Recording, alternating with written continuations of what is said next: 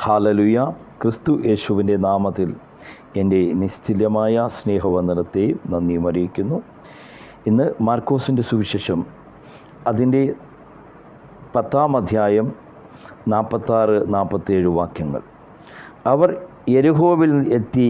പിന്നെ അവൻ ശിഷ്യന്മാരോട് വലിയ പുരുഷാരത്തോടുകൂടെ യെരിഹോവിൽ നിന്ന് പുറപ്പെടുമ്പോൾ തിന്മയുടെ മകനായ ബർത്തമായി എന്ന കുരുടനായ ഒരു ഭിക്ഷക്കാരൻ വഴിയരികെ ഇരുന്ന് നസ്രയനായ യേശു എന്ന് കേട്ടിട്ട്, ദാവീദ് പുത്രനായ യേശുവേ, എന്നോട് കരുണ തോന്നണമേ എന്ന് നിലവിളിച്ചു തുടങ്ങി.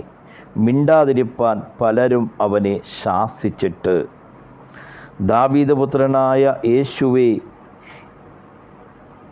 കരുണ തോന്നണമേ എന്ന് ഏറ്റവും അധികം നിലവിളിച്ചു. ഇന്ന് ഏറ്റവും അധികം നിലവിളിക്കുന്ന വ്യക്തി ജീവിതമേ, നിൻ്റെ നിലവിളി കണ്ട് കടന്നു പോകുന്ന ദൈവമല്ല.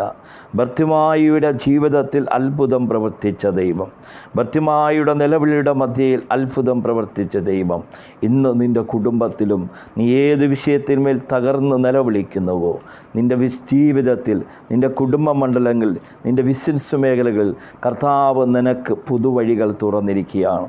വിശ്വസിച്ചാൽ ദൈവത്തിൻ്റെ മഹത്വത്തെ കാണുവാൻ സാധിക്കും.